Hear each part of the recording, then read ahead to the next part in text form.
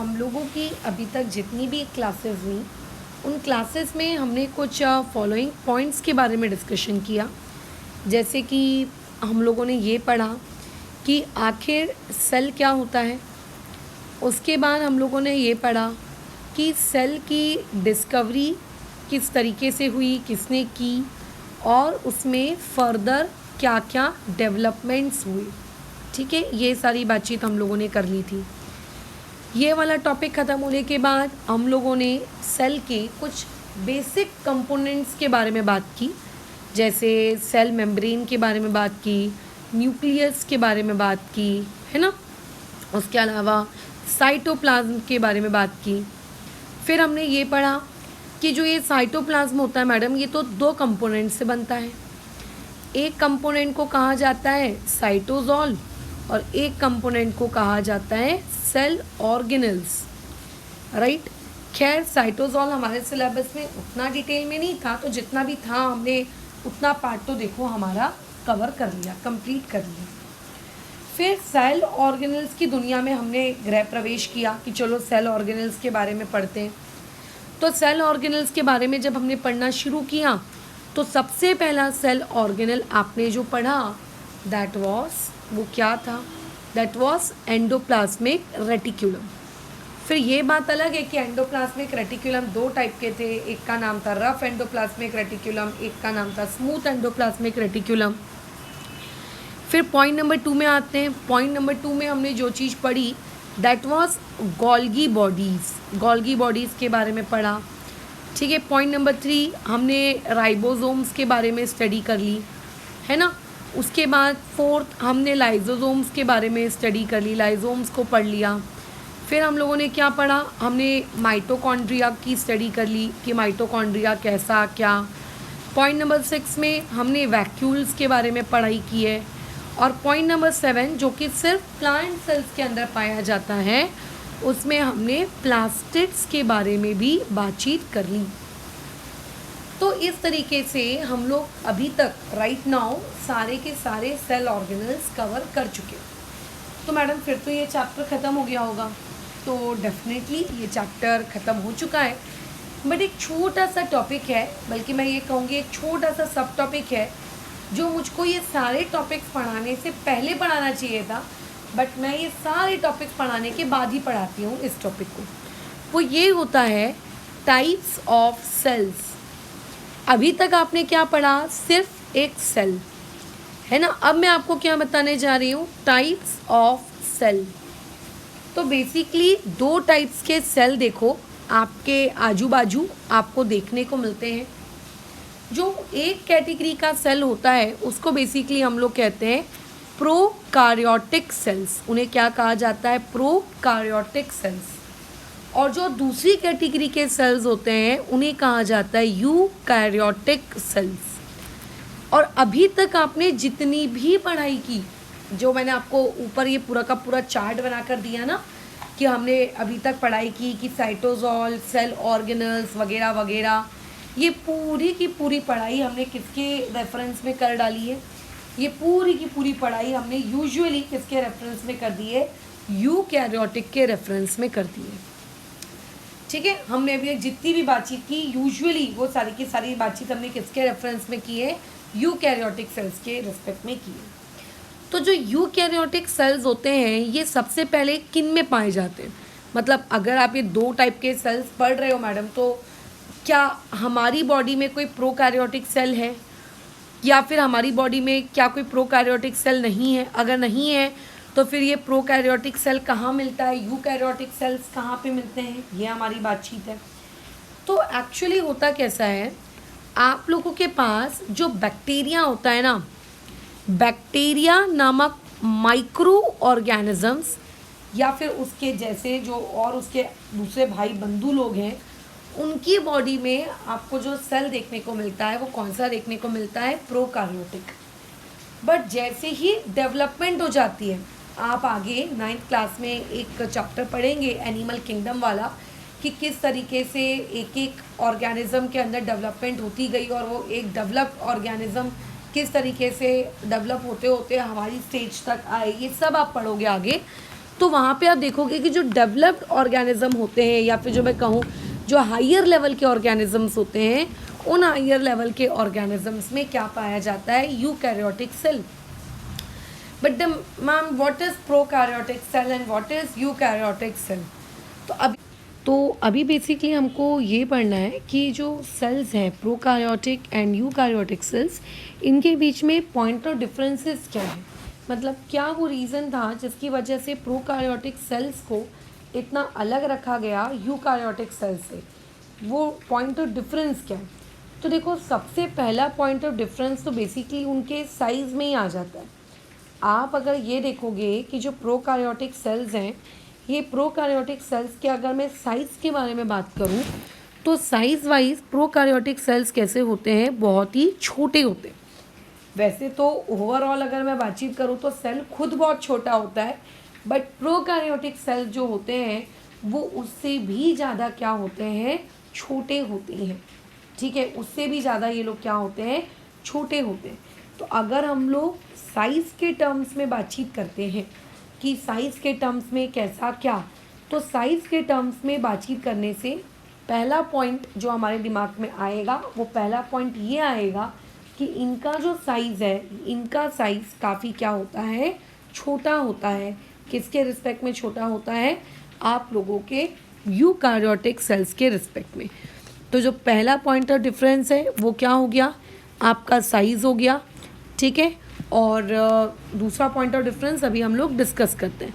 देखो, मैं यहाँ पे एक वर्ड लिखने जा रही हूँ यूकैरियोटिक सेल्स में लार्ज, बट इसका ये मतलब नहीं होता है कि यूकैरियोटिक सेल्स लार्ज होते हैं। यहाँ पे लार्ज वर्ड मैंने कंपैरेटिवली, कंपैरिजन करते हुए इसको यूज़ किया है। ठीक है, मैंने यहाँ पे जो वर्ड है लार्ज, ये large word in terms of comparison मैंने यूज़ किया है। ठीक है, कि आपके प्रोकैरियोटिक के कंपेयर में जो यूकैरियोटिक होता है ये उससे बड़ा होता है, बट इट डजंट मीन्स कि यूकैरियोटिक बहुत बड़ा होता है। ठीक है, इट डजंट मीन्स कि यूकैरियोटिक आप लोगों का क्या होता है, बहुत बड़ा होता है। ऐसा नहीं है कि आप उसको नेकेड आई से देख पा रहे हो, कंपैरेटिवली वो उससे ज़्यादा बड़ा होता है, बट इट डजंट मीन्स कि वो इतना बड़ा होगा कि आप उसको अपनी नेकेड आई से क्या कर पा रहे हो, देख पा रहे हो। ठीक है, ये हो गया पहला पॉइंट ऑफ डिफरेंस प्रोकैरियोटिक और यूकैरियोटिक के बीच में। खैर, नेक्स्ट पॉइंट ऑफ डिफरेंस की तरफ मूव करते हैं। नेक्स्ट पॉइंट ऑफ डिफरेंस ये है कि यूकैरियोटिक सेल्स में जितने भी सेल ऑर्गेनल्स होते हैं, अब मैं तुम्हें ऑलरेडी सेल ऑर्गेनल्स के बारे में बता चुकी हूँ कि किसी भी सेल के अंदर कौन कौन से सेल ऑर्गेनल्स होते हैं। तो जैसे हमने डिस्कशन किया था, mitochondria, plastid, लाइसोम, ribosome, endoplasmic reticulum, Golgi apparatus, तो ये जितने भी आपके ऑर्गेनल्स होते हैं, ये सारे के सारे ऑर्गेनल्स मेम्ब्रेन बाउंडेड होते हैं। कुछ एक्सेप्शंस माइट भी हो सकते हैं, बट अगर मान लेते हैं किसी के पास 10 सेल ऑर्गेनल्स हैं तो उसमें से 9 सेल ऑर्गेनल्स उसके मेम्ब्रेन बाउंडेड रहेंगे। जैसे कि हम लोग बातचीत कर रहे थे सेल ऑर्गेनल्स के बारे में, तो जो प्रोकैरियोटिक सेल्स होते हैं ना, ऐसा नहीं है कि इनके अंदर सेल ऑर्गेनल्स नहीं होते, बट इनके जो सेल ऑर्गेनल्स होते हैं ये नॉट मेम्ब्रेन बाउंडेड। ठीक है, इनमें मेम्ब्रेन नहीं होती। ठीक है, ये इसी तरीके से फैले पड़े हुए रहते हैं, ये मेम्ब्रेन बाउंडेड नहीं होती। और जो यूकैरियोटिक ऑर्गेनिजम्स हैं या जो यूकैरियोटिक सेल्स हैं, नॉट ऑर्गेनिजम्स, उनके अंदर जो भी उनके सेल ऑर्गेनल्स होते हैं वो मैक्सिमम उनमें से क्या होते हैं, मेम्ब्रेन बाउंडेड होते हैं। जैसे आपने देखा था माइटोकॉन्ड्रिया की 2 मेम्ब्रेन थी, है ना, गोल्गी अपैरेटस के पास मेम्ब्रेन थी, एंडोप्लाज्मिक रेटिकुलम के पास मेम्ब्रेन थी। ठीक है, तो उनके पास मेम्ब्रेन होती है, और जो प्रोकैरियोटिक होते हैं इन लोगों के पास मेम्ब्रेन नहीं होती। इवन एक बात तुम देखो, जब हमने पहली बार सेल चैप्टर पढ़ना शुरू किया था, हमने न्यूक्लियस की बात की कि न्यूक्लियस होता है, न्यूक्लियस के पास उसकी न्यूक्लियर मेम्ब्रेन होती है, फिर उसके अंदर उसका डीएनए यानी कि जेनेटिक मटेरियल होता है। तो तुम ये एक डायग्राम मैं तुमको दिखा रही हूँ, इस डायग्राम को ऑब्जर्व करो। ये देखो, प्रोकैरियोटिक ऑर्गेनिज्म की सेल को हमने काटा, प्रोकैरियोटिक सेल को हम ऑब्जर्व कर रहे हैं। ये जो आपको थ्रेड लाइक स्ट्रक्चर्स दिख रहे हैं ना, ये लाल लाल लाल, ये उसका जेनेटिक मटेरियल है, ये उसका डीएनए है। सोचो, अगर ये एक यूकैरियोटिक ऑर्गेनिज्म होता तो उसका यही जेनेटिक मटेरियल कहाँ रहता, उसके न्यूक्लियस के अंदर, मेम्ब्रेन के अंदर होता। लेकिन क्योंकि ये एक प्रोकैरियोटिक ऑर्गेनिज्म है तो प्रोकैरियोटिक ऑर्गेनिजम्स के अंदर में जो उनका जेनेटिक मटेरियल है वो कभी भी किसी भी मेम्ब्रेन के अंदर नहीं रहता, वो इसी तरीके से सेल के अंदर बस पड़ा हुआ रहता है। ठीक है, वो सेल के अंदर बस क्या रहता है, पड़ा हुआ रहता है, बस ये इसी तरीके से बैठा हुआ रहता है। वो कहीं ऐसा नहीं है कि आपको बोल रहा है कि अच्छा मैं इसके अंदर हूँ, पूरे उस सेल के अंदर वो फैला हुआ रहता है, एक ऐसे उलझे हुए जाले के जैसा या उलझे हुए धागे की जैसे वो कैसा रहता है, फैला हुआ रहता है। तो एक्चुअली में एक और पॉइंट ऑफ डिफरेंस हम ऊपर अपने डिस्टिंग्विश में नोट डाउन कर सकते हैं, वो है जेनेटिक मटेरियल के रिस्पेक्ट में कि इनकी जो न्यूक्लियस होता है वो नॉट डिस्कस है। तो मैं पहले ही बता चुकी हूँ कि इनके कोई भी सेल ऑर्गेनल प्रोकैरियोटिक में मेम्ब्रेन बाउंडेड नहीं होते, है ना, मैं आपको पहले ही बता चुकी हूँ। लेकिन फिर भी आप ये कह सकते हो कि इनके पास क्या नहीं होती, न्यूक्लियर मेम्ब्रेन नहीं होती। वैसे बहुत सारे पॉइंट ऑफ डिफरेंसेस हैं, ऐसा नहीं कि प्रोकैरियोटिक यूकैरियोटिक में कोई एक या दो पॉइंट ऑफ डिफरेंसेस हैं, ठीक है, बहुत सारे पॉइंट ऑफ डिफरेंसेस हैं। बट हम लोग क्या करते हैं, उन बहुत सारे पॉइंट ऑफ डिफरेंसेस में से हमारी 9th क्लास का सिलेबस हमें जो परमिट करता है, हम सिर्फ वही पॉइंट ऑफ डिफरेंसेस पढ़ते हैं। ऐसे पढ़ने बैठ जाएंगे तो 11th क्लास के रिस्पेक्ट में तो आपको बहुत सारे पॉइंट ऑफ डिफरेंसेस मिल जाएंगे, तो उतना सारा तो ऑब्वियस है कि आप नहीं पढ़ोगे ना, ठीक है। तो उतने सारे की नीड नहीं है, 9th क्लास वाली चीज़ हमें जितनी परमिशन देती है हम सब उतना पढ़ेंगे। तो परमिशन एक आपको इस चीज़ की मिलती है कि यहाँ पे जो इसका न्यूक्लियस होता है, ये न्यूक्लियस मेम्ब्रेन बाउंडेड नहीं होता, इसका जो जेनेटिक मटेरियल है यानी कि उसका जो डीएनए है ये पूरे के पूरे उसके साइटोप्लाज्म में बस फैला रहता है, पड़ा रहता है ये, ठीक है। तो अपन लोग यहाँ पे एक नेक्स्ट डिस्टिंग्विश का पॉइंट डाल देते हैं, डीएनए। तो डीएनए के रिस्पेक्ट में हम क्या लिखेंगे, it is suspended in cytoplasm. इसका मतलब ये होता है कि आपका जो साइटोप्लाज्म है उसके अंदर ये फैला पड़ा हुआ होता है, ठीक है। अच्छा, और अगर यूकैरियोटिक की बात की जा रही होती तो यहाँ पे हम लोग इसको क्या लिखते, it is enclosed in nucleus. वो न्यूक्लियस के अंदर क्या होता है, पैक होता है।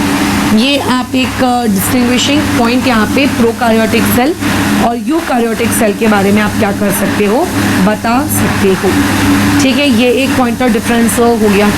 अच्छा, इसके अलावा प्रोकैरियोटिक और यूकैरियोटिक सेल्स में और हम लोगों को क्या चीज़ें पता हैं, और भी बहुत सारे पॉइंट ऑफ डिस्टिंग्विश हो सकते हैं, जैसे कि प्रोकैरियोटिक सेल्स के अंदर जो उनकी सेल मेम्ब्रेन होती है वो किस चीज़ से बनी हुई होती है, यूकैरियोटिक में किससे बनी हुई होती है। बट 9th क्लास में इसकी आपको नीड नहीं है, ठीक है। बस इसीलिए जितनी आपको नीड थी वो मैंने बता दिया, यहीं पे ये चीज़ हमारी ख़त्म होती है। हाँ, एक पॉइंट आपको पता होना चाहिए, खैर मैं अभी ऊपर बता चुकी हूँ, वही सेम पॉइंट है कि जो प्रोकैरियोटिक होते हैं, इन प्रोकैरियोटिक ऑर्गेनिज्म में जो न्यूक्लियस होता है, मैंने क्या कहा, कोई मेम्ब्रेन बाउंडेड नहीं होता। तो आप ऐसा बता नहीं सकते कि देखो ये सेल ऑर्गेनेल है और ये उसके अंदर का न्यूक्लियस है, तो न्यूक्लियस इज नॉट डिस्टिंक्ट, ठीक है। न्यूक्लियस इसमें क्या नहीं होता है, डिस्टिंक्ट नहीं होता, मतलब अलग से आप इसको नहीं बोल सकते कि ये न्यूक्लियस है, ये पूरा फैला पड़ा हुआ होता है अलग अलग अलग अलग कोनों में। लेकिन जो यूकैरियोटिक ऑर्गेनिज्म होते हैं, इनके अंदर जो इनका न्यूक्लियस होता है वो बहुत ही एक फिक्स जगह पर होता है, डिस्टिंक्ट होता है, उसके अंदर के सारे उसके मटेरियल उसके अंदर इंक्लोज होते हैं। सो ये एक बेसिक सा पॉइंट ऑफ डिफरेंस था प्रोकैरियोटिक और यूकैरियोटिक के बीच में, ठीक है। जैसे कि इस अगर डायग्राम को भी तुम ऑब्जर्व करोगे तो साफ साफ दिख रहा है कि जेनेटिक मटेरियल किस तरीके से फैला पड़ा हुआ है, ओके। तो बस यहीं पे हम हमारी क्लास को अभी रोकते हैं। यहाँ पे कल हम लोग एक आखिरी टॉपिक पढ़ेंगे, ऑस्मोसिस, उसके बाद ये सेल वाला चैप्टर हमारा खत्म हो जाएगा।